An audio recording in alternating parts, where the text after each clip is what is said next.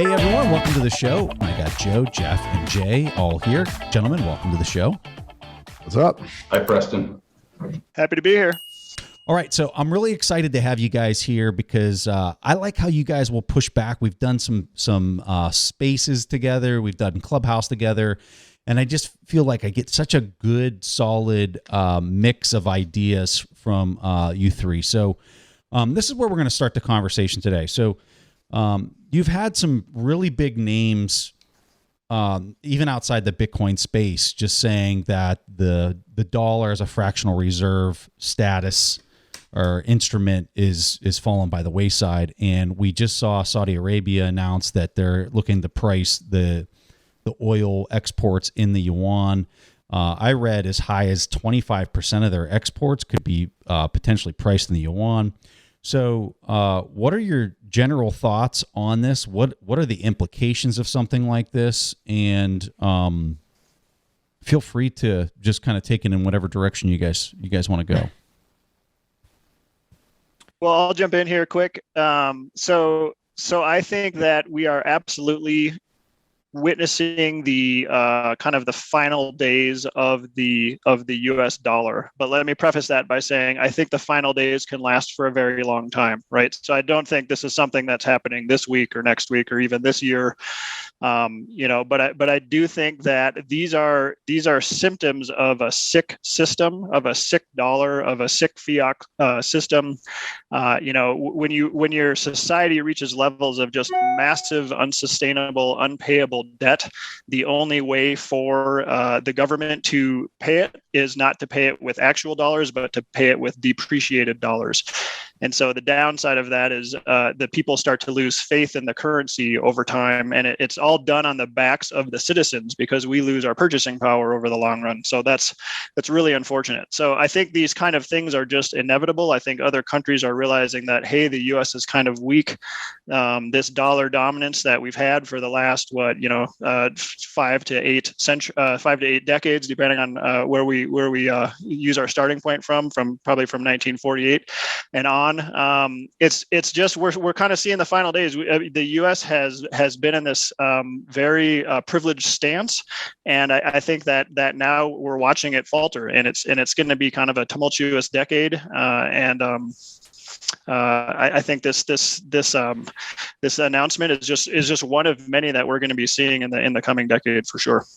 So, Preston, I was about ready to jump out of my chair when I heard Jeff say the final days because I couldn't disagree with that more. But then he clarified, and I totally agree with the latter part of this. And I think one of the things that brings us all together is we're all Bitcoiners. We realize the system is invariably broken. But what I think a lot of us disagree about in the Bitcoin space is how long it can persist. And I'm a person that generally believes this can go on way longer than people think, even at the current levels. And turning back to the original question, which was about Saudi Arabia. And if you go back, they have done this sort of, economic saber rattling regarding oil being priced in other currencies for the past 10 years. They've done it in 2015. They did it in 2013. So this is nothing new. The question is, are they just really, do they mean it this time? Or are they just playing a political bargaining chip at this point to try to get the U.S. to get involved? I know that they said they were pretty upset about the U.S. lack of involvement in Yemen and other things. So I tend to think it's just saber rattling. I think it's just trying to get them to say, pay attention to us and quit ignoring the rest of the world, which I think is the path they've taken recently. But I'd be curious as to Jay's take. Yeah, I mean, Joe and I, we go back and forth on this quite a bit in text messages and on Clubhouse and stuff and phone calls. And, generally speaking, we're aligned. We believe in Bitcoin for the long term, but I think it's a timing issue. And I think that the challenge that I have most of the time with you, Joe, is that I think, not with you, but like with your position on this is that, I just don't think, I think people get like a recency bias in bull markets, right? And we've had a bull market since 2009, basically. And I just don't think that people realize that it's all coming to an end right now. And I think you do, right? But it's just the timing of these things. And then as it relates to the dollar, look at Ray Dalio just released this video like a couple of weeks ago. Did you see that one, Preston? The principles for dealing with a changing world order. I saw that it was out, but I didn't watch it yet. Yeah. And just one point, he just says the decline comes from internal economic weakness together with internal fighting or costly external fighting or both. And then gradually and then very suddenly you see an end of a collapse, right? I'm not saying that that's what's going to happen here, but he's been calling this, as we know, for 5 years now, Dalio, right? Well, there's and some it's that kind of would coming say to a that head. there's some that have been saying that he's been doing it for 4 decades, but Perhaps, but he's been very vocal for the last few years, almost like on a book tour, right? yeah. And it just seems at this point, like I don't know, like it seems like it's all adding up. Everything he said seems to be coming to fruition now. And is it just opportunistic for Russia and Saudi and others to do what they're doing in China, et cetera? I mean, I don't know. Is it just an opportunistic for them to do these things at the moment? Was it planned? I don't know. I'm not going to be conspiratory here, but. Jeff, what do you the think? reality is that there's not an alternative to the dollar. There's not a credible alternative globally. Sure. Credit markets are dependent on the dollar. So if you're going to say we're entering the final days of the dollar, tell me what is going to take the place, because it ain't gold. That I think we can all agree on that on this podcast. Maybe we don't, but I agree. I think there's no way you can. We're probably talking past each other on this. I'm not saying that something's replacing the dollar, although the Fed just recently was asked about that, and Jay Powell said there could be 2 world reserve currencies, which was interesting to hear that from the Federal Reserve. I've never heard them say something like that. He says in history it's happened, and he's not canceling out the idea that it could happen again. Yeah, Jeff, I'm going to push back a little bit too. I don't mean the dollar is going to be around, I think, for a very long time moving forward. It's just going to be, who really wants to kind of hold on to that hot potato as you're looking at these massive, like unprecedented spreads, negative spreads that we've never seen in our lifetimes. Even if you go back to the 80s when you had 12% inflation, you had yields that accompanied those rates, right, or those inflationary prints. And so to have it persist for a year now, and now I guess I'm arguing with you, Jeff, that I think that there's major systematic issues here. What's the alternative that has the capacity to kind of take this on without having a quote unquote face ripping event that everything migrates to, and this is a Bitcoin show, right? Migrates to something like Bitcoin.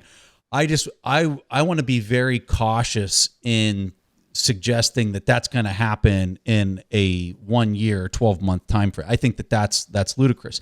I think that in the next 5 to 10 years, could we see an abrupt movement? I think that could be a very real possibility, and most of it would have to be them making very hard decisions to control the amount of debasement that's being inserted into the system, right? Because that's the crux of the issue here is the amount of debasement that everybody just seems to be bringing the fire hose to the world stage right now. But right. Yeah. And since I got everybody's attention by saying final days, what I obviously clarified that a little bit, but I think we're in the final days, and obviously this stretches for a long period of time, but of government fiat centrally controlled money and people losing faith in that around the world. And the US dollar is clearly the strongest of the government fiat currencies, right? It is clearly the leader. And so if the US dollar is starting to crumble a bit and we're starting to see cracks in the foundation, it's the smaller government fiat currencies that are going to pay the price first. So I think we're going to see one by one this decade and possibly this year. I think we're going to start seeing very small government fiat currencies kind of one by one start to crumble. Their citizens are going to lose faith in them. We're going to see hyperinflation, and people are going to transfer their stores of wealth into the US dollar. I think some are going to go into the Chinese yuan, and then some into Bitcoin. And I think it's going to be, those are the big 3, and those are the 3 that are going to kind of transcend all of the other ones and take the lead. I think the euro will be in there a little bit, but it's going to get kind of left behind. Japanese yen still has some clout, but that's going to get left behind. So I see kind of a race of the big 3, Bitcoin, US dollar, Chinese yuan, by around 2030. And I think all of these other ones are going to kind of one by one get picked off. That's how I see it playing out. But who knows on my timing? I could be years too early, but that's what I say. I mean, that's the projection's pretty far out. Yeah. So you're to saying say 10 one years. way or the other. Yeah. Yeah. Okay.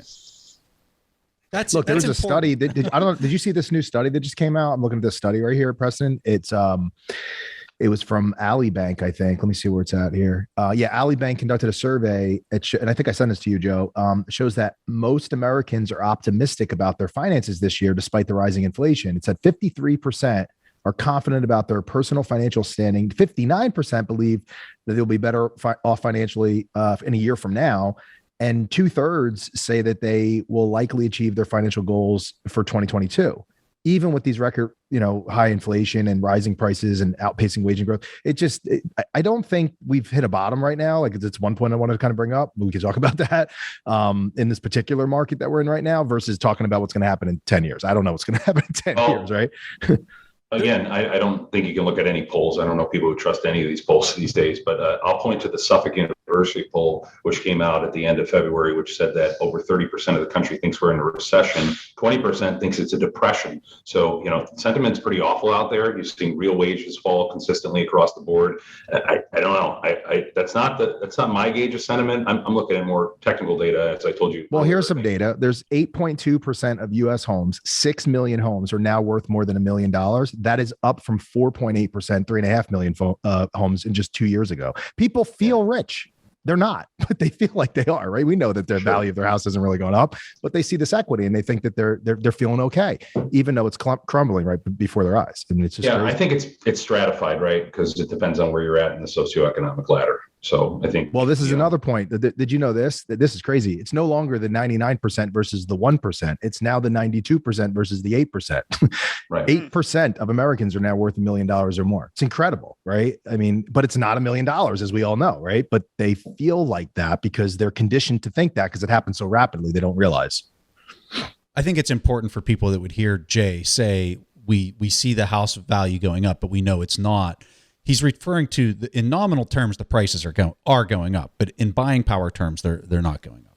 That's what I mean. Yeah, exactly. The thing that I just, I forget who said this, but it was on CNBC. Somebody made the comment that, who was it? Anyway, they made the comment that once the Fed starts raising the federal funds rate, if you would fast forward 12 months into the future, the stock market was always higher. I forget how many times they ran their scenario. It was like out of the last 6 times or 7 times that the Fed hiked rates, 1 year later, the stock market was higher. And I was like, there's no way. So I literally plotted it on TradingView. And sure enough, it was an accurate statement. I couldn't believe that was true. So I'm looking at all those scenarios, and I think what's so different, and you got to always, question when somebody says this time's different. but what makes this so much different than those previous scenarios, where you weren't dealing with a negative spread like you've got right now. This spread of just call it the 10-year at 2%, right? And you've got an inflation print at 7.9. God knows what the next one's going to be. I mean, are we going to, Jeff, what do you think? 10% on the next one? Joe, what do you think we're going to have on that? Go out like 4 or 5 months from now after this whole oil issue. Yeah. That's definitely going up. So, and it doesn't seem like, I mean, the yields are, the bond market's selling off. These yields are going up, but nowhere close to 8% or higher, right? Like, I mean, it's going to take, based on the rate that they're selling off, it's going to take well over a year. I'd have to plot out the trend at the sell-off that they're going right now. We're not going to be close to that. So that's where this is so different than all these other scenarios where they were raising rates and people were saying the market was going high. I'm just not buying it. Tell me why I'm wrong. Why do you guys disagree with that? Well, I'll start out because I disagree with this, these CPI prints being triggered by monetary policy. I'll just state that I might be the minority in this and I may trigger a lot of Bitcoiners listening to this, but that's just my view. I think this is a very logical explanation for how we ended up in this situation. You shut the economy down for a huge portion, and consumers and businesses and people even I advise, they had trouble forecasting. They thought we were entering a Great Depression following COVID. Okay, so you had all this supply-demand imbalance. And coming out of that, employers stocked up too much, they stocked up too little, they hoarded. There's all sorts of behavior that distorted the market. And you had radical changes in labor markets, right? People didn't want to go back to work. They got comfortable with the stay-at-home lifestyle. And this is having real repercussions in the economy. So when you see the CPI prints, I think personally, and again, this is going to trigger Bitcoiners, I think the Fed got it right in their initial research when they said this is transitory. The economy needs to rebalance. It's going to take 2-3 years potentially to get these supply chains back in order after the havoc we caused by government policy was placed on them. It's going to have long-lasting repercussions. And once you get through that threshold, you're going to actually be more concerned about deflation. And I just think that, when you're looking at the CPI relative to where yields are at, Preston, that's telling you the wrong message. I also think it's important when you look at the bond curve, look at the yield curve as a whole. You look at long-dated bonds versus short-dated bonds. The short end says, yes, we're responding to the Fed hikes. At the front end, we're saying we're going to hike, 6-7 times. We believe the Fed's going to do that. But the long end, you'd expect it to be above 3%. You'd expect it to be above 4% with 7%, CPI readings. You're not seeing that. So that tells me categorically the long end is rejecting the growth narrative. It's rejecting the inflation forever narrative. And it's more likely that this is going to pivot. And we're going to see this, actually, if you look at the Eurodollar futures curve, I think it's already inverted. And it's telling you that you can expect probably a pivot in Fed policy sometime in the next 12 months from a hiking cycle to a cutting cycle. So you got a lot of cross currents, and I am hesitant to say that this time is different. I think you could easily see this situation where the Fed starts hiking and you get positive bullish actions. June of 2024, we hiked for years before we got significant decline in equity market. The equity market is not a good macroeconomic indicator. That's just my overall thesis on it. Sure, but you got to look at the inflation numbers you're talking about that are coming down the pike based off of the Russia oil issues. Don't you think that that's going to end the fertilizer and food and et cetera? You don't think that's going to further accelerate this? I mean, oil's down 20%. Is that because of Russia in the last week? These are commodities. There's distortions in the commodity markets, right? We know there's a ton of leverage. We know there's traders in there that take advantage of distortions in the marketplace. So I don't think you can read a whole lot in these wild fluctuations in the short term. I think you got to look at the broad message it's sending. And the reality is oil, if you account for inflation, is still below the 2008 peak. Significantly below, like $40-$50. Hey, Joe, I agreed with a lot of what you just said. The one part that I would push back a little bit, you were saying that on the long end of the yield curve, it's not selling off like you had seen on the short end of the yield curve. But in the past, let me see here how many months this has been. Since the end of November, you have seen the long end of the curve selling off just as aggressively as you have the short end of the curve.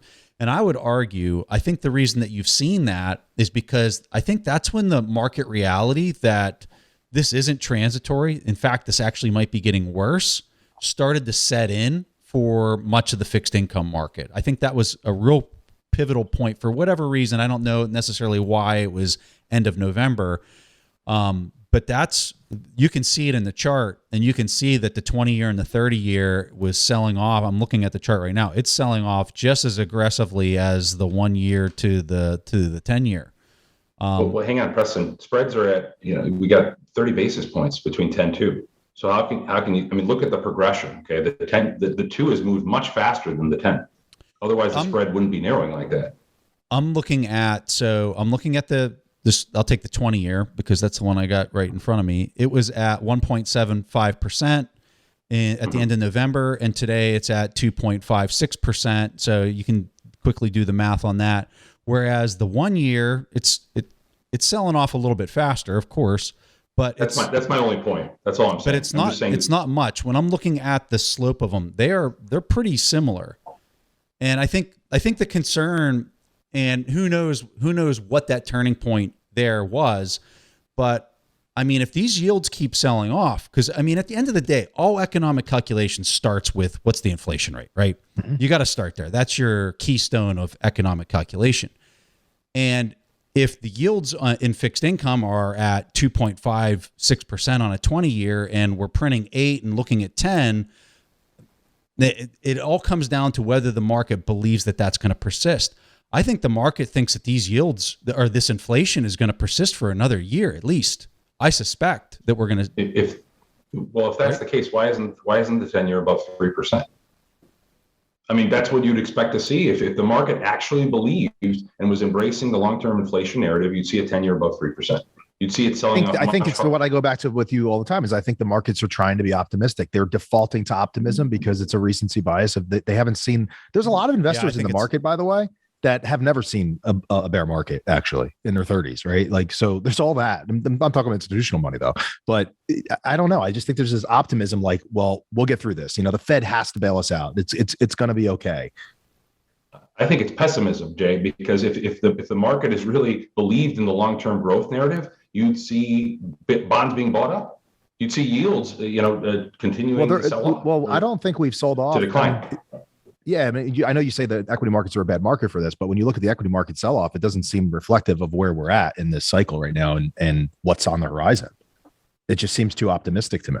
I mean, Jeff, get on this. Do you think that if the inflation narrative were for real, do you believe that yields would be at 2% here, or do you think the market's just too distorted?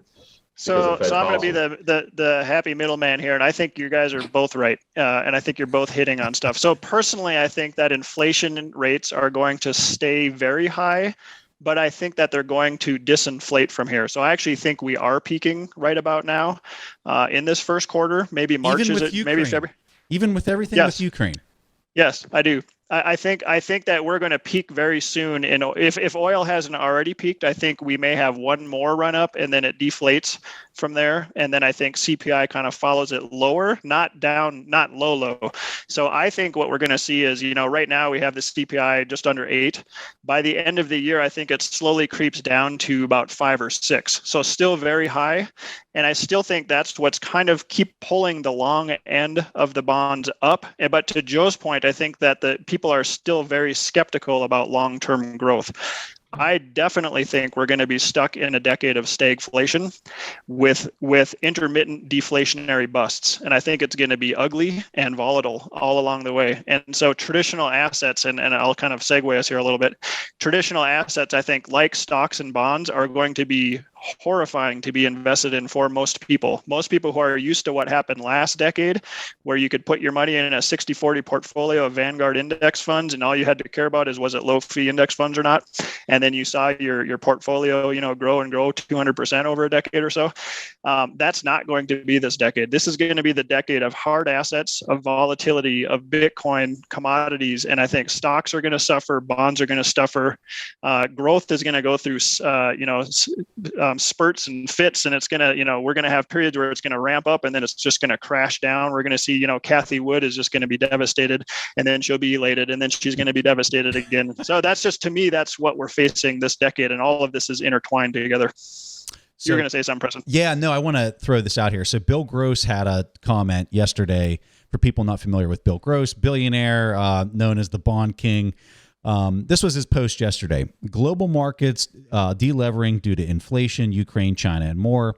There will be bargains if the 10-year holds at 2.15% on the yield.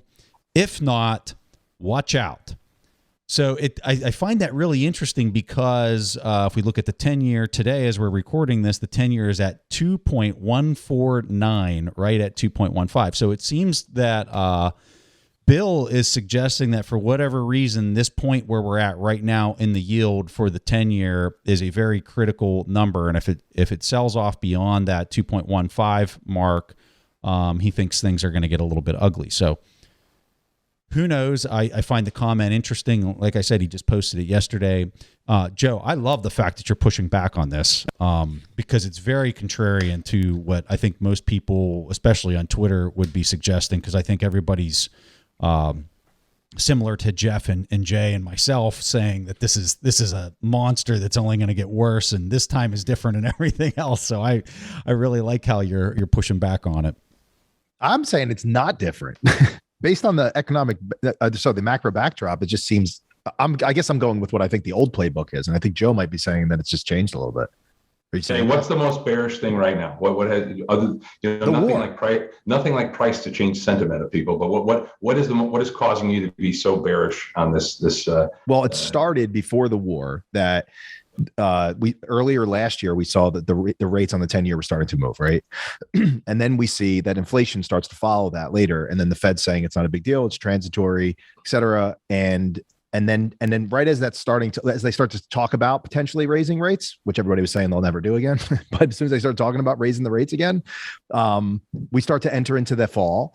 And then we start seeing this hiccup that we see now with Ukraine, and it becomes real. And then, well, first they started to say they were raising it, then it becomes real. And now we can see that the inflation rates that are continually rising still, I think for anybody that's looking at what's happening in the war right now, and the sanctions and what have you, and how that may in fact impact inflation even further. That's what I'm seeing, and it seems like in the face of that, you're just like, nah, it's not a big deal. I think it is a big deal, but I don't know. So Joe, I'll answer that. So as I'm looking at it from just a math standpoint, if your inflation, let's just say the inflation's 5%. Let's just say it's not even at the levels that it's at, or where we think it's going higher, and it's just 5%. Those yields in the fixed income space have to provide a premium for anybody to want to own them above that 5% hurdle rate of inflation.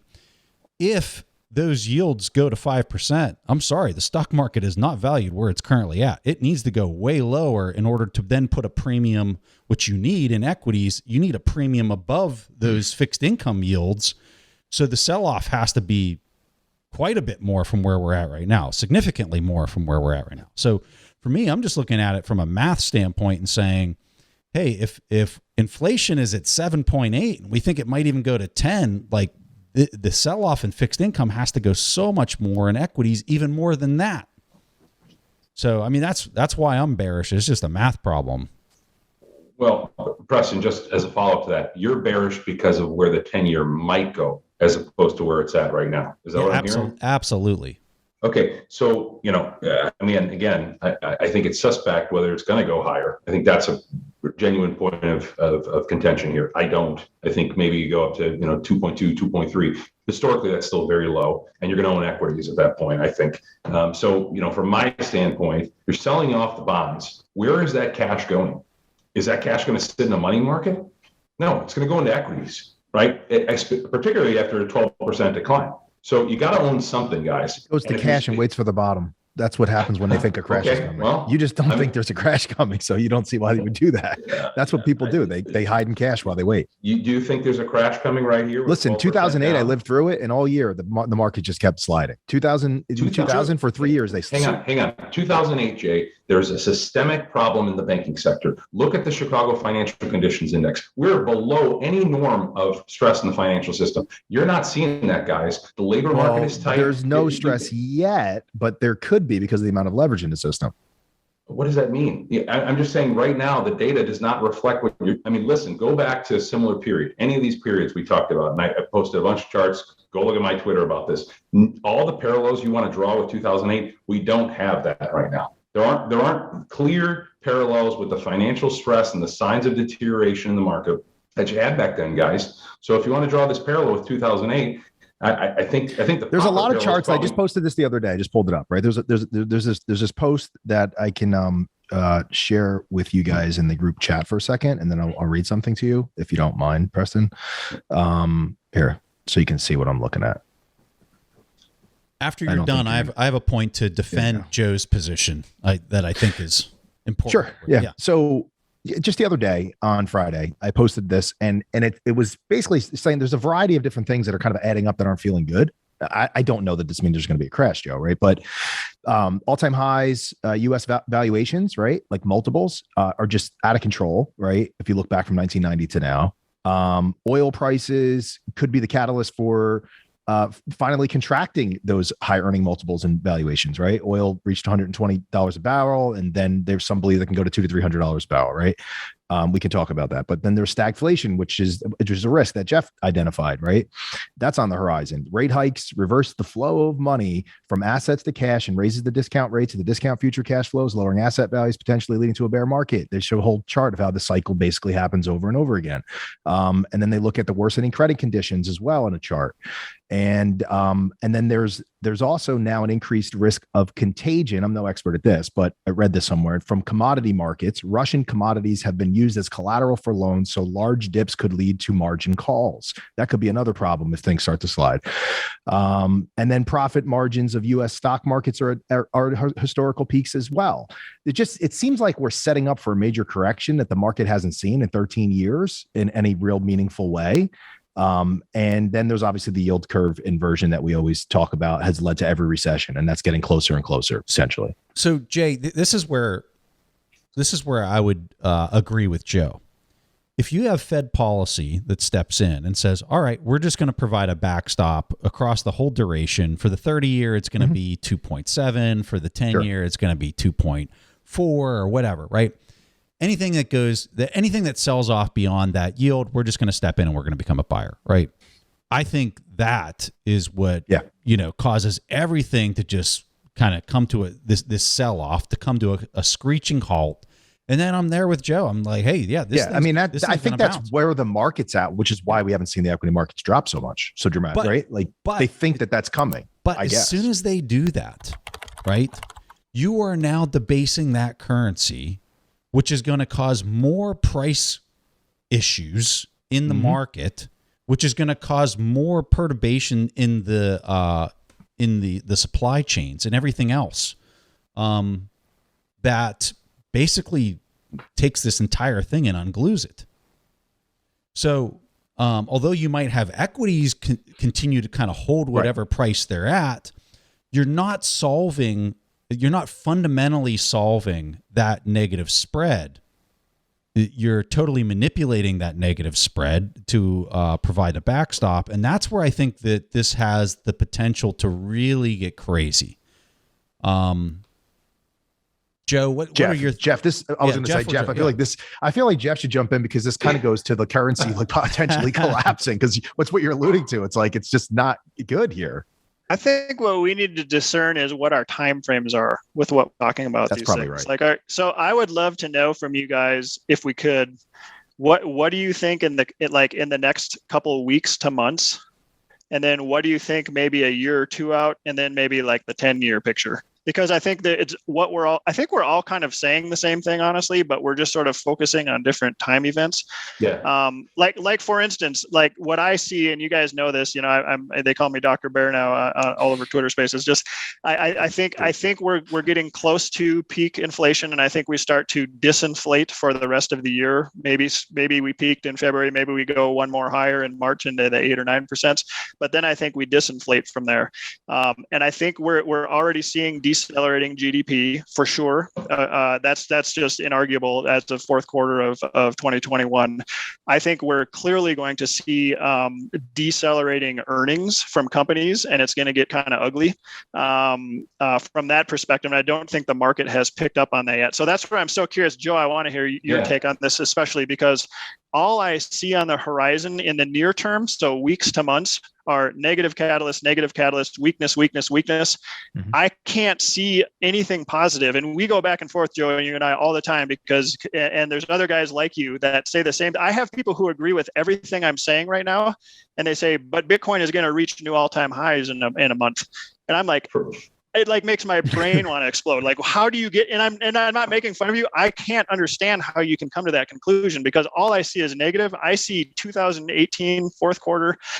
And we can get into this with Bitcoin. Bitcoin was wobbling down. It went from just under 20,000 to 6,500. And then in about September, it went like this. And then it went flatline for like a month and a half. And then all of a sudden it went boop, and it dropped 50% from November to like the beginning of December. And so I think we're setting up for that exact same situation here again. And you clearly don't. So I would love you to fill me with some hopium here. So let me say just at the outset, anyone who calls you Dr. Bear or any of that stuff, I think it's a bunch of nonsense. And I'll just state that as much as we disagree on certain things, I respect you tremendously. And I respect your viewpoint where we diverge. What I'll say is this: I think that we're headed towards a recession. I think it's going to be a slow, grinding, lower growth. I think that right now, if you look at the curve, particularly at the long end, and you look at Eurodollar futures, we're setting up for a situation where the Fed is going to pivot this year. I think that the Fed will pivot this year. I'm not going to tell the exact timing, because obviously I'm bad with timing, but I think we change from a hiking cycle to a cutting cycle. And if to go back to 2018, the big difference between 2018 and now is that in 2018, not only were they hiking for most of the year, they actually were rolling off the balance sheet, which the data I've looked at when I crunched these things, the actual roll off of the balance sheet was far more significant. That was draining real liquidity from the system. And I believe that that's what triggered the decline in Q4 of 2018 in Bitcoin and in stocks. So as long as they're not rolling off the balance sheet, I still think we have a window here. I think you have a situation where we're at peak pessimism. And once we get these cuts and the world doesn't end, you're going to see sentiment shift slowly, gradually, then suddenly, to say, okay, everything's clear. The coast is clear. We can actually power forward with higher rate hikes and the system's not going to collapse. That's my base case. I still think we're headed to a recession into the next part of next year. And I think once the Fed pivots, that's going to have the market say, that's it. The risk on trade is back. You can plow back into these things, Bitcoin, ARK, stocks, and they're all going to go higher. It's not just going to be Bitcoin. I agree with you on the point that if the equity market does not stabilize, you're not going to see Bitcoin continue higher. There's too much correlation between the markets. There's traditional fund managers that are trading both, and there's either one trade, it's risk on or it's risk off. So in my mind, I think you got a window here, but I look at it, to Preston's point, I pointed this chart out. I look at it kind of like a suckers rally. I think, you see it's similar to some of the movements you saw leading up to the great financial crisis, and I'm not drawing that parallel lightly. I really do think the system's headed for a recession where no matter what the Fed is doing, no matter how much easing is into the system, we're seeing diminishing returns, and it's not going to keep us out of a recession. But I think that comes from much higher levels than where we're at right now. So my view is we got one more rally in us here in spite of the deterioration in the real economy, because stocks don't reflect the real economy. Great. Appreciate that. What do you guys think? Preston, what's your take on it? No, I as far as timeline goes,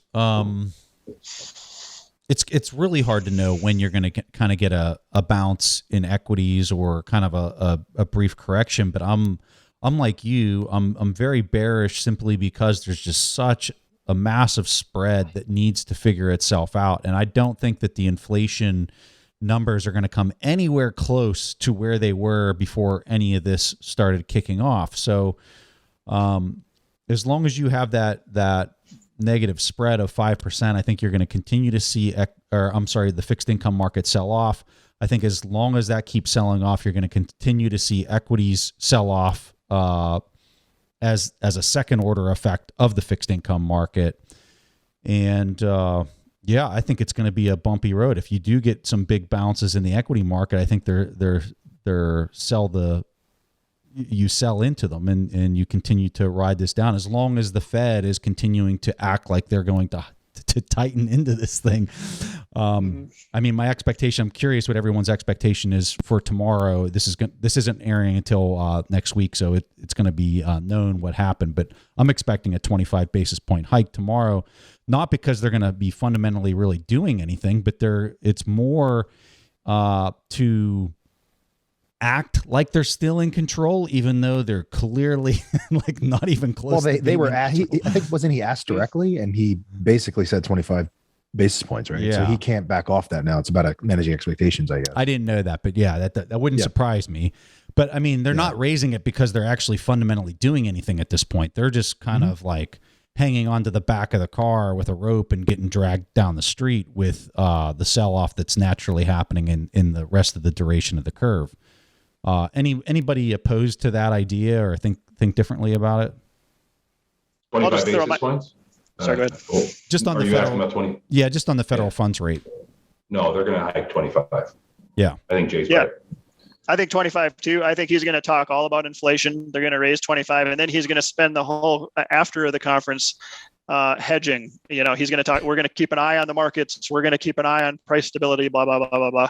But they are totally screwed. And I tweeted this out last week. They're stuck between a rock and a hard place because all the Federal Reserve does, I believe, I don't think they have nearly the impact that people think they do. They don't have control over inflation at all. And I think what they do is they manage public perception. And so I think they're going to try to get the public to believe we're doing something about inflation again. And then they're going to say, oh, and by the way, we're keeping an eye on the markets too. And they can't do that. You can't ride two horses with one butt, as they say. And so I just think that they're stuck. And so I think they're going to try to continue to raise rates 25 bips in March, and then at some point, though, again, cracks in the foundation, the markets are not going to like that. And I think we all agree that they're going to pivot at some point, probably in 2022, where they're going to go from tightening back to easing again. Do you guys all think that happens in 2022? Because that's what I think. So does that change the bear case, Jeff?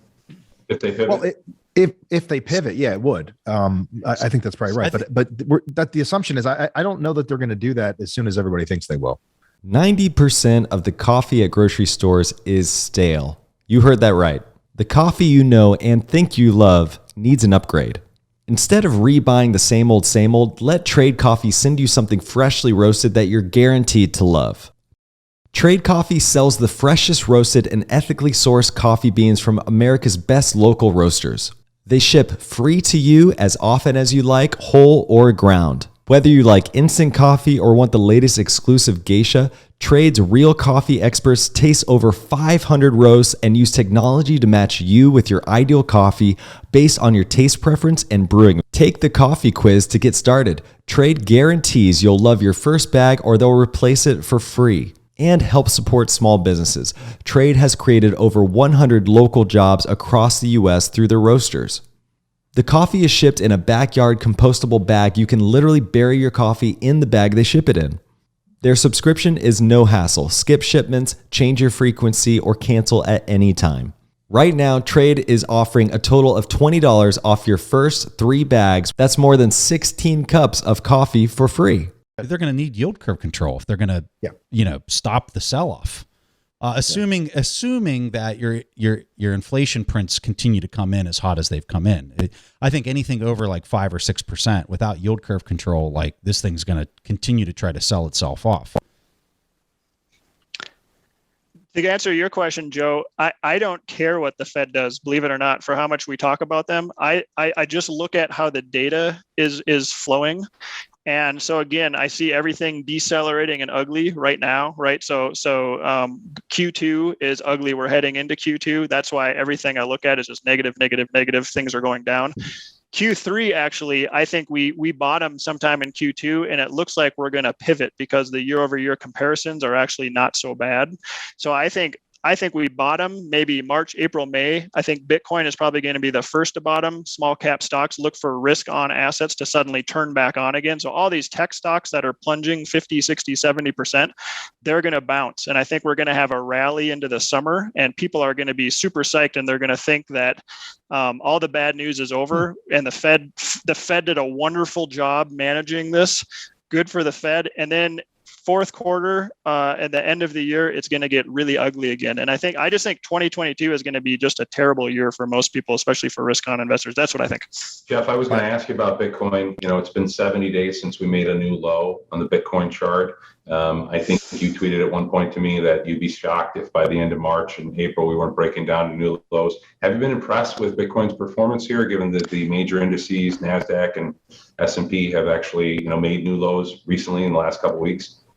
So I'm not going to say I told you so to the people on Twitter, not to you, Joe, but to the people on Twitter. But what I said was, and this is a month ago, that we're going to see volatility come down on Bitcoin, and then it's going to flatline for like a month or two.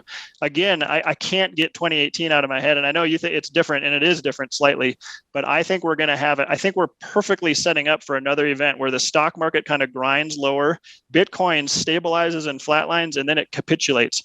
And I think a 50% drop is not unreasonable. I could see from 40 to 20K, just like that, within a week, 2, 3, maybe 4 weeks at the longest. And to me, that's the bottom. And I hope it, by the way, I want to say this, I really hope this happens right before the Bitcoin conference, because I want it to bottom right around that time. So then we can come in and say, this is the time to back up the truck.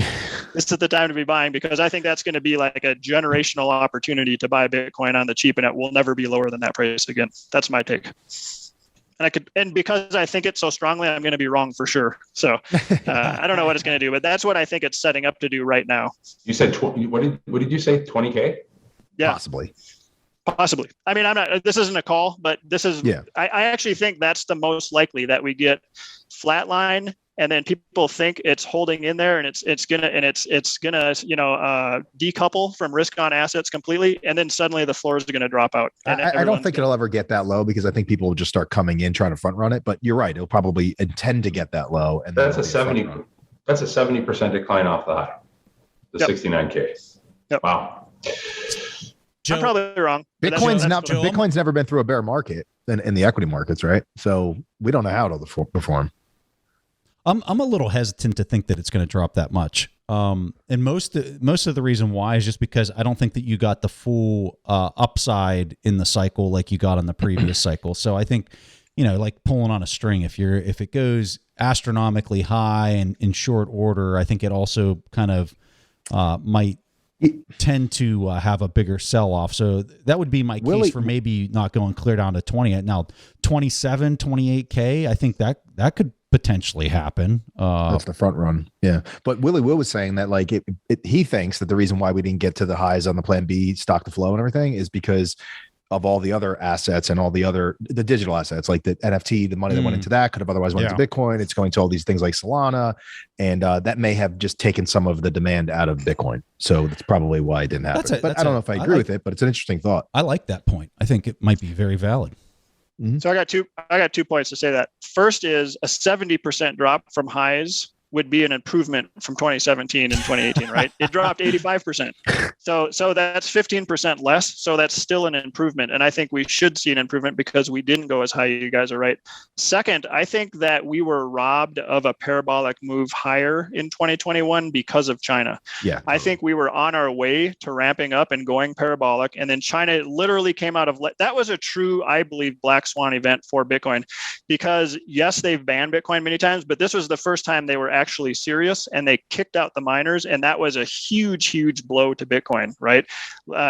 Obviously Bitcoin still hung in there. It didn't affect the network. It still was secured. It was printing out Bitcoin like it should, even though it slowed down. It wasn't every 10 minutes. But that was literally out of left field. And I think I look at those charts, and if you guys go back and look at that, if you put it on a monthly chart and then you look at where it was ramping up into April and then how it dipped down into and then went back up to November, in my mind, I take that and I flip that dip on up like this. I go 180 degrees vertical, and that's what I think it was going to do. But China came out and just totally crashed the plans. So because of that, I think we didn't get that parabolic move higher. I don't think we drop 85% after the peak. I do think we've peaked. I also don't think we have 4-year cycles anymore, by the way. I think that's just old news now. And now it just trades like any macro asset based on kind of what the economy is doing and other factors. So that's how I look at it. That's why I think it's actually, one other point I want to bring up. Sorry. The third point was, in June, July, it did drop down to like 28.5, 29,000, that range.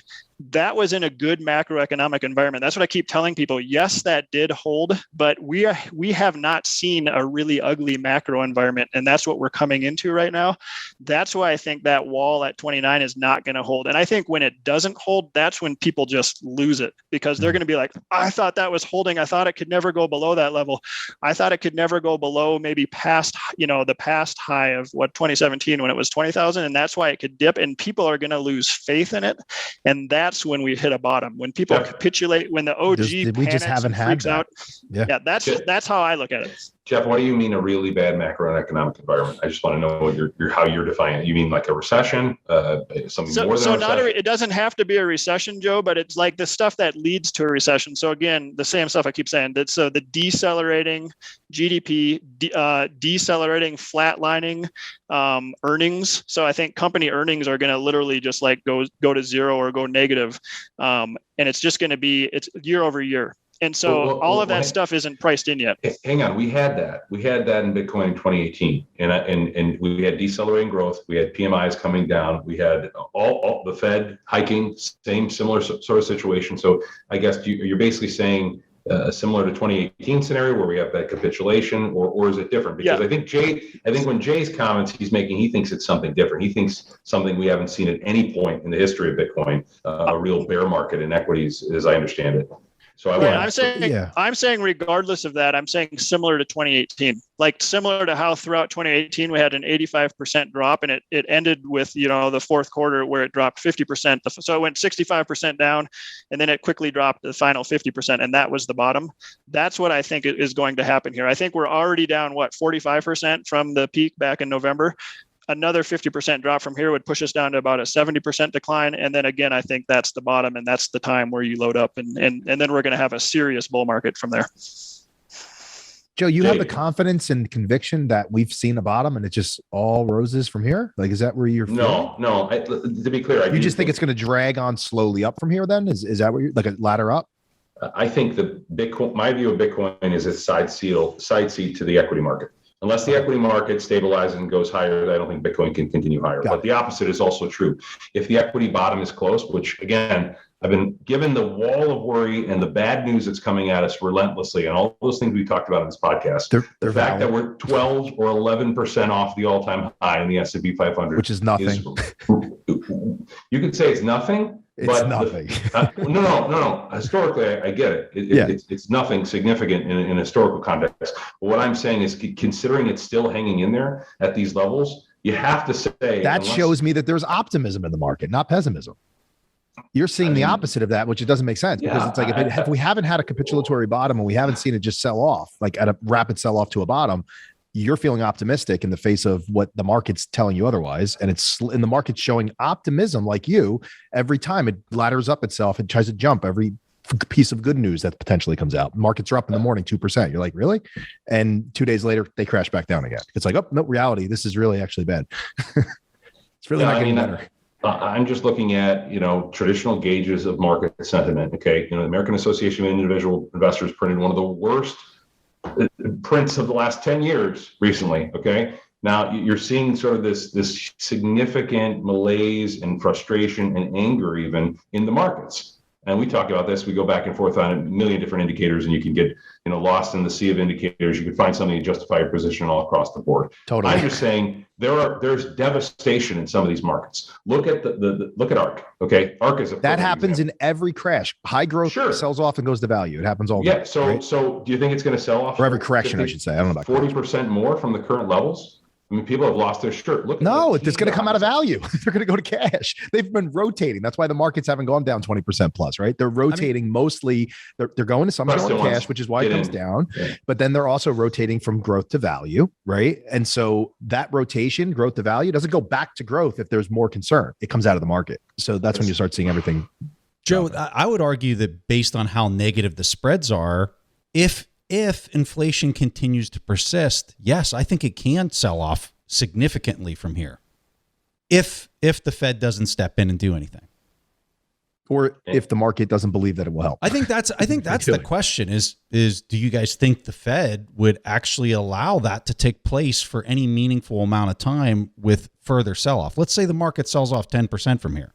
Do we really think that the Fed's going to not step in and try to do some type of? Because I think 20% correction is where they really start to get concerned. I think when you it's important to distinguish. When you're saying the Fed, Preston, you mean the federal government or the Federal Reserve? Because the Federal Reserve. Okay, the Federal Reserve is not. They're effectively out of choices right here, right? With an effective Fed funds rate of 0.08 and QE to the moon. What else are they going to do legally? I mean, honestly, they've got to do yield curve. Sure. And okay, so you're going to buy up every single duration. You're going to buy up and down the curve. Okay. And if you buy up and down the curve to force rates down, how are you going to actually consistently drive it down? Because those are going to get sold off.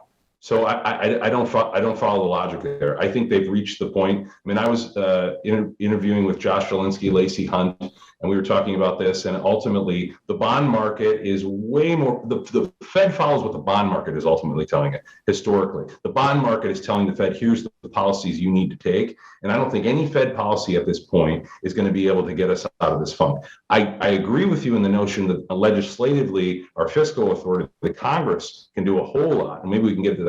Well, Joe, so I guess this is where I'm not. You're looking at it from a policy lens of like, how can we solve the problem? That based on what you were saying there.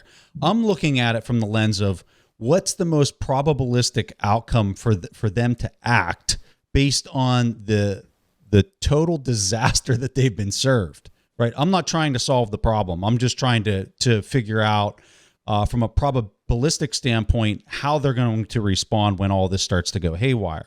I think the highest probability is they're going to do something like they did with Operation Twist, where they step in and they do yield curve control across the whole duration of the curve, which is going to make all of this way worse, right?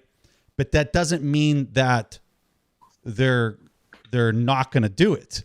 I think that there's a very high probability that that's where this is leading, and I think it's going to make everything worse. But that's obviously, I don't want things to be worse. I want there to be a solution. I think we all know what the solution is here. But I think that's what's going to happen.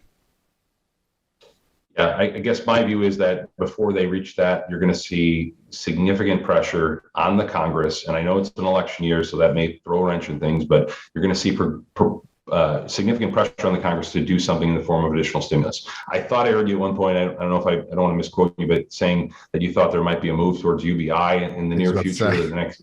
Yeah, but Joe, that makes everything worse, right? Like if they're stepping in with more stimulus, they're distorting price signals even worse, which is jacking the supply chains. The same thing you do with price control, right? You're just making all of these signals for a free and open market to function efficiently as possible. You're distorting all of that, which is raising inflation, which is the issue at hand that all the economic calculation is trying to correct itself to and provide a premium to with respect to yields. But again, we're talking about two different things. I agree with you. The system's fundamentally broken, and there's no way out, no matter what the Fed does, no matter what the fiscal authority. We all agree with that. Yeah. What Jay and I have been going back and forth, and Jeff, and we're talking about mostly risk timing. assets.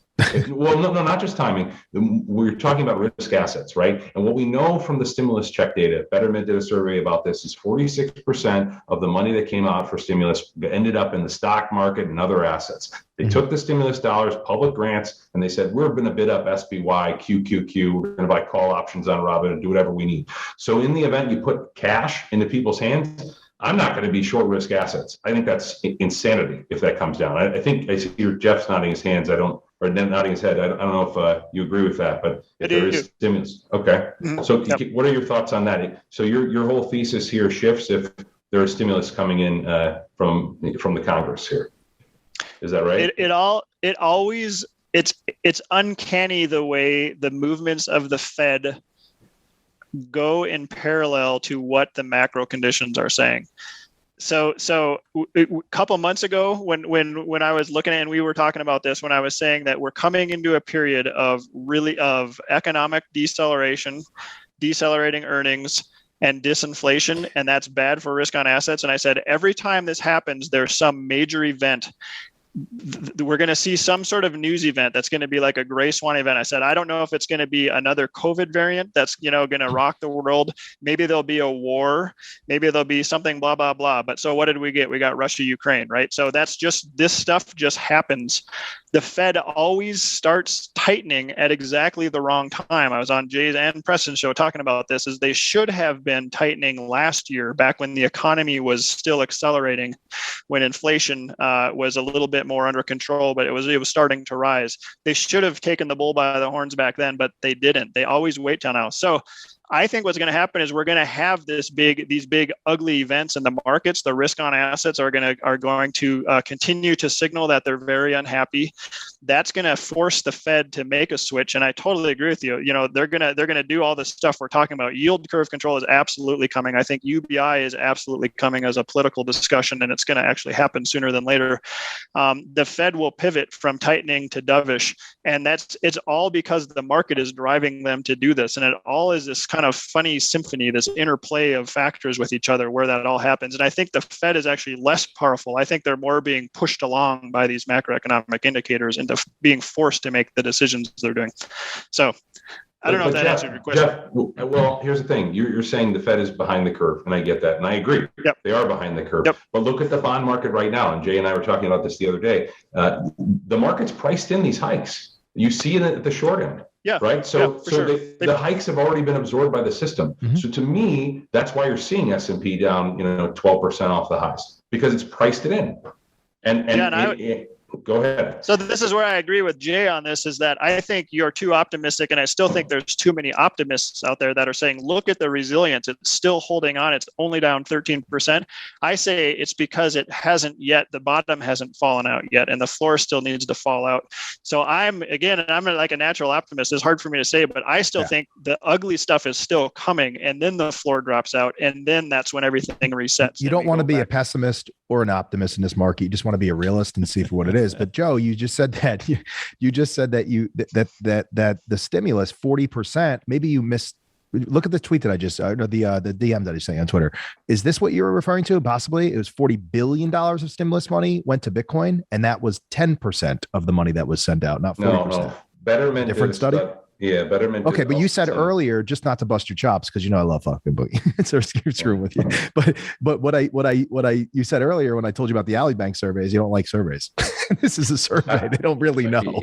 Yeah, no. I listen. You're doing what this is what people do in fallacy, right? You're using data to support your argument, but you're not looking at all of it. No, Jay. All I'm saying is that I think it's crazy to think that the money from the stimulus didn't end up in the account into risk assets. I mean, there's so many. I'm not saying it didn't either. Clearly, it went into real estate and all kinds of things. House, there was a lot of like home repair businesses and stuff are doing phenomenally well. All my friends that have landscaping companies and construction companies, they're so booked, man. There's no question. But that's the money that didn't belong to the people. It shouldn't have gone to those individuals. It should have gone to the people that actually needed it, and they gave it to everybody. To your point, but a lot of it just went to things that just pushes prices up. It doesn't go into the investments, right? So 46% of those who got a stimulus check at least invested at least some of their stimulus in the stock market.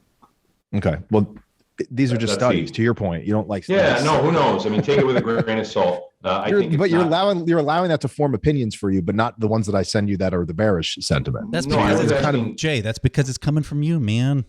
Yeah, exactly. I didn't create the study. I'm just saying that there's a ton of cash in the system. There was a ton of cash. That's why you saw everything across the board rise last year. You could have thrown a dart at the board. The most unprofitable company it was going to rise. See Jeff nodding his head again. I mean, it was obvious to me that this was driven primarily by fiscal stimulus. It's not Fed policy per se. It's more handing out trillions of dollars to people, and they have money to invest. So, guys, we're a little beyond. Probably right. We're about at 1 hour, and I got through the first question. All-nighter, baby. The one point that I want to go back to here, specifically with Jeff. So, people hearing this discussion, they're saying, "Wow, this sounds really bad." What I think is a little concerning for a person who owns Bitcoin, they completely understand the Bitcoin narrative, right? They've been in the space, and they're thinking, maybe I could be a little cute with this and sell some of my Bitcoin, and like Jeff, try to buy this at 20K and steal everybody's corn at half the price of what it is right now. Talk to us about the risk of a sovereign entity entering the space and what that could do to the price overnight, if it, depending on who that sovereign entrant would be. And I'm not saying that there is one. I'm just saying, as an example, there's risk to not being in the space. And how do you think through that math of how much you continue to have in your portfolio because of that risk? Yeah, so great point. A lot of things I could say about that. First is there's no greater opportunity cost than not being in Bitcoin over the long term. So trying to time Bitcoin is really foolish for the most part. So second point, know yourself. Are you a trader? If you're nodding your head to the things I'm saying, like, hey, yeah, I think it's going to drop. Yes, I'm going to buy in. I might, sell it now, blah, blah, blah. Or are you a long-term investor? Most people should be long-term investor savers. I would say 99% of the population, almost everyone listening to this, should be just buying and holding, dollar cost averaging into Bitcoin. You will do very, very well for yourself over the long run if that's what you do. If you're a trader, okay, and you think what I think might happen and could actually happen, then traders are selling right now because they're bearish. When traders are selling, long-term investors and savers should be buying. That's how it works. That's how the market dynamics works. That means we're closer to a bottom. We're getting close to very, very cheap prices that in the long run are going to be just much, much, much higher. So this is when you want to be buying, when people like me who trade for a living and are managing volatility. When I'm saying that I think it's going to be negative, you should be buying, okay? Not individual investment advice. This is just what I think, and vice versa. When traders are buying in general, that means we're getting closer to the top. They tend to ride the waves, the strength of a cycle, and then that's when the OG, they actually sell into strength and they buy into weakness. So that's that other point. So what happens if a country comes in and says, hey, look, maybe at the Bitcoin conference, there's this major announcement, right, that who knows? Some country is coming in way bigger than El Salvador, and look, hey, starting today, we're going to buy just freaky amounts of Bitcoin. That would be a horrible opportunity cost to pay if you were waiting for 20K and it was, say, only at that point 21K, right? Like you have a limit order in here. I'm going all in at 20 because Dr. Jeff said 20. Like, I'm not saying that. Don't trust me on this, right? So I think by far the smartest thing to do is to be buying all the way down. If you believe in Bitcoin where it's going to be in the long term, and I think we all agree it's going much, much, much higher than where it is today in the long run, then just buy it and don't risk that opportunity cost, because I have a system that flips. So if this kind of thing happens and I've been bearish, but my momentum indicators flip back to bullish, I'll be right back in again. So I might be saying, yesterday that you should be selling, and then today, look, I flip bullish and I'm buying again. That's a trader mentality, and that's really stupid for most people. Most people lose money doing what I'm doing. So not recommending that. I don't know if I answered your question, Preston, but please don't miss out on Bitcoin because you think you can outsmart the Bitcoin price market. By the way, as we're recording this, we just popped up again above 41,000 again on Bitcoin. So yeah, look at that. Look at that. Yeah. Jeff, would you say like there's different types of sorry, Preston, if you go ahead, Jay. So speak to different constituencies, right? Because there's the people that have to dollar cost average. There's people that have lump sums that are out there in the world, right? They had an inheritance, maybe sold a company, who knows what those people are. There's a variety of different constituents out there for different purchases. So if you're somebody that has cash and you've been waiting, don't wait, to your point, right? You should be buying, but as it drops as a percentage, should they be laying in more and more? Because it becomes probable at some point that it's not going to keep dropping, right? I think so. I think the smartest way to do it that doesn't require much thought. This is what I tell people in the current market environment. Again, not individual advice, but when people ask me personally, like my clients, if you say you got an inheritance, you got $100,000 or something like that. What I tell people is, if you don't own any Bitcoin, I would put half of it in today. Just buy it, whatever price it is today, and then maybe once a week, once a month, whatever your system wants to be, just dollar cost average. Maybe put $1,000 in or $5,000 in, something like that. Have it just be staggered so that you'll really kick yourself if you don't buy some right now and the price jacks higher, to Joe's point, and maybe we get new all-time highs. But at the same time, you'll be kicking yourself if you go 100% all in now and then it drops 50%. Yep. You'll be like, oh my gosh, what have I done? And you'll be, knowing how people are, because I do this for a living, you're going to want to sell if it does. If we capitulate, you're going to panic, freak out, and you're going to be hitting the sell button at any price. And then you're really, really going to regret doing that. So please don't do that either. So I asked that because I was a lump sum guy, right? I got a windfall, right? I sold the company. So I know what that feeling is like. And I went back and forth with Joe about this because he's like, I don't have those feelings in the bear markets or anywhere. But I'm like, well, if you had your entire net worth that you had given to you in this one lump sum, and would you say at this point right now, I'm going to put all my money into the market? And to your point, what I tell people is you put half your money in the market. That's the right way to do it. You take half the money you put in the market, and then you say, I'll buy it over 2 years or 4 years. And you evenly put it into the market over that period of time. And you won't care, because as it's dropping down, you could load up and you could put more. So if that's like $5,000 a week or whatever the number is for everybody, you might start doing 10, you might start doing $25,000 a week, but you still never say this is the bottom, put all the rest of it in, because it could drop another 50%, even if it went down 50%. So yeah, I think that's good advice for people. Just be very cautious about where you're at. Hey, Joe, you can wreck yourself. Yeah. Joe, I want to ask you about the policy piece of where you see Bitcoin legislature going, coming into the next 2 quarters. You really, out of anybody that I know, you probably have the best beat on where a lot of this is going. I know the European proof of work was voted down.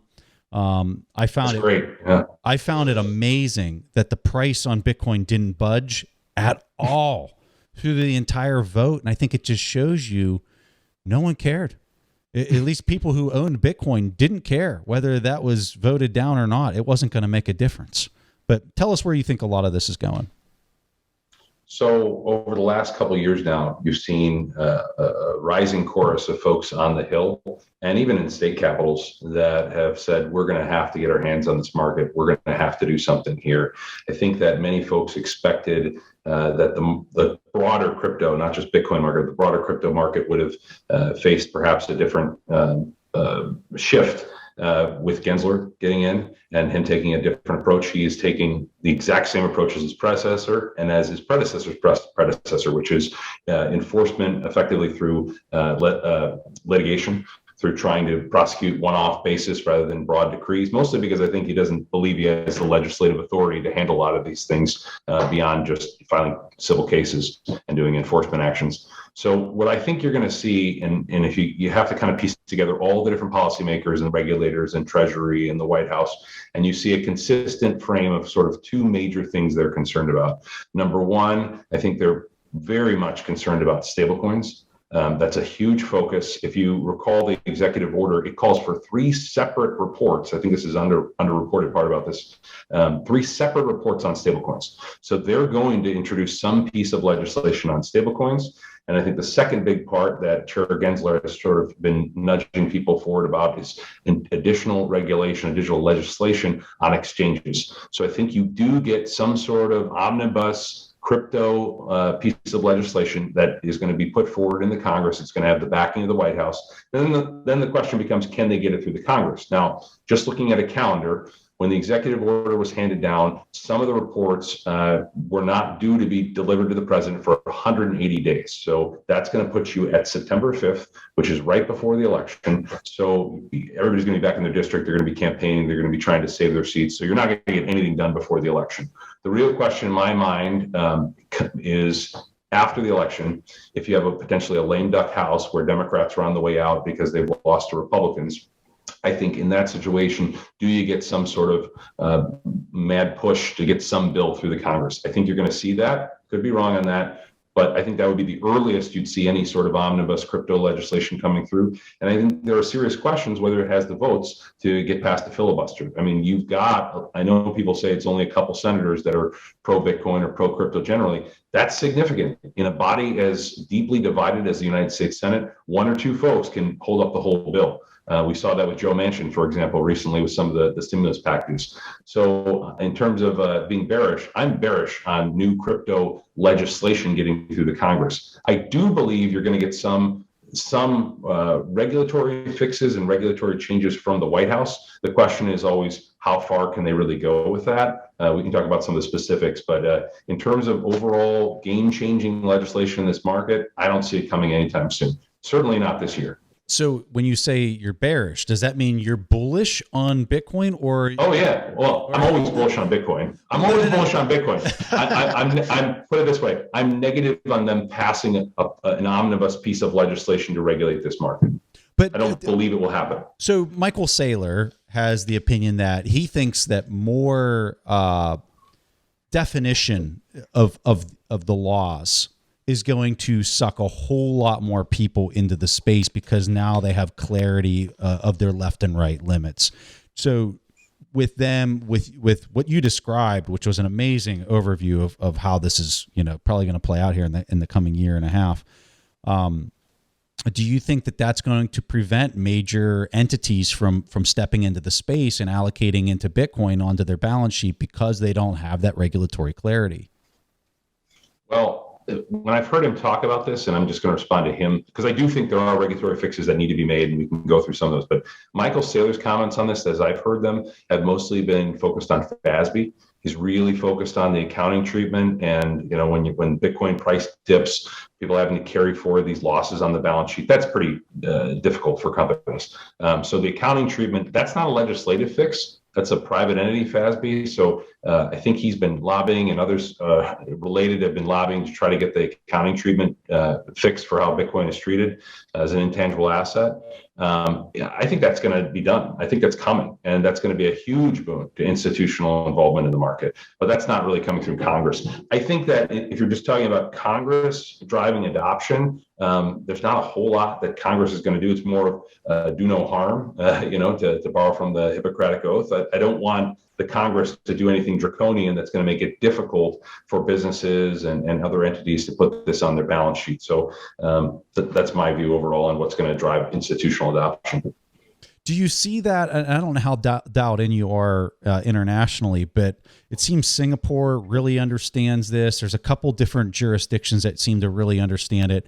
From what I've seen over in Europe, they seem to be moving in a similar direction as the U.S. as far as not really banning anything, but it seems like they're putting up a little bit more of a fight, especially on the proof of work because of ESG concerns, which I think we'll get a smirk out of anybody that's in the Bitcoin space as far as the real implications there. But regardless of what your belief structure is behind that, it's still not going to change the way people could potentially vote in the future over there. And then kind of your thoughts on maybe the Ukraine piece and how the energy discussion might be shaping a lot of the European policies in a different direction because of the predicament that it's kind of put them in.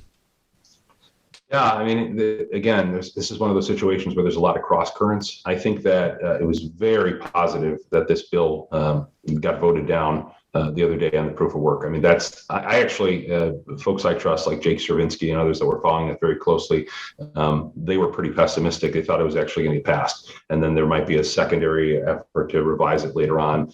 I do think that there are countries slowly and steadily understanding the economic boon that Bitcoin mining can provide. There are states that are keenly aware of it. And it's kind of a trickle up effect with this, because you usually get some of the local mayors and governors and folks, city council members, they understand very quickly this is attracting business, this is creating jobs locally, and then they kind of implore the senators, the federal representatives, the congressmen, say you have to take note of what's going on here because this is a boon to our economy.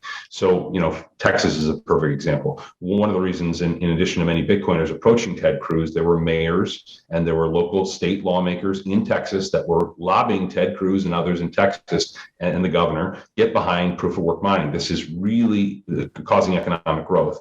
And I think you see that across the world. I think you are going to see all across Europe in areas where energy is cheap, the drive to have more and more pro-Bitcoin policies. So, China made a huge mistake with banning proof of work mining, as Jeff alluded to earlier. I think it's going to come back to bite them very hard because you're going to see a lot of centers of proof of work mining expanding.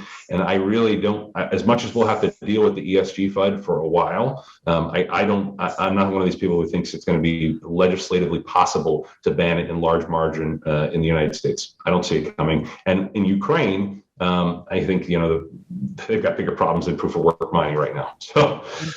Well, the reason I brought that up, Joe, is because I think that you've seen the EU really step away from any type of energy efficiency or energy that they control within their domain. And I think that the whole Ukraine situation has really highlighted how important it is that they don't shut down their nuclear and that they stand it back up and they start taking control of their energy once again. And maybe that might have influenced this vote that we saw more recently where, this could be an opportunity for them to harness as they're trying to take a lot of that ownership back into their own jurisdiction opposed to being reliant on Russia. But who knows? Yeah, absolutely. I mean, I think that narrative has to be the refrain of anybody listening to this show, Bitcoiners that are supportive or exploring the asset. You have to understand the positives. It's not just a drain on the grid. The ability for Bitcoin and Bitcoin mining to strengthen the electrical grid is really critical. And it's critical that you let your legislators and policymakers understand that connection, because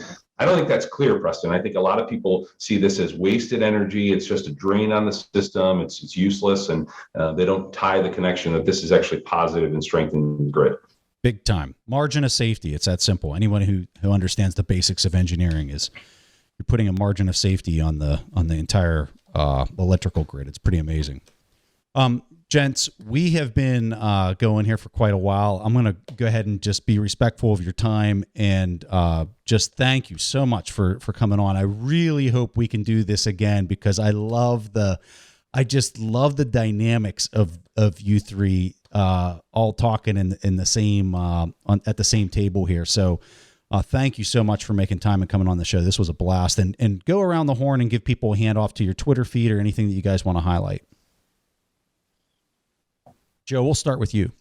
Sure.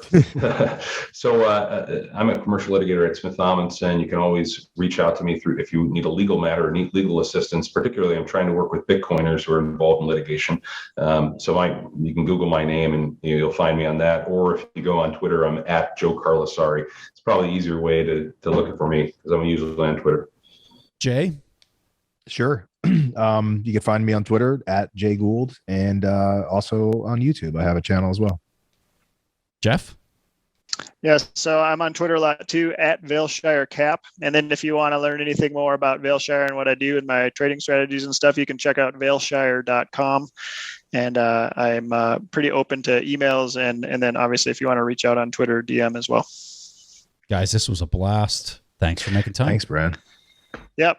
Thanks, Preston. Fun. It was awesome. Thanks, Preston.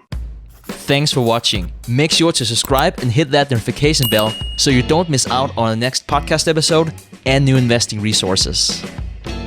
What are your takeaways and thoughts on this discussion? Let us know in the comments section below.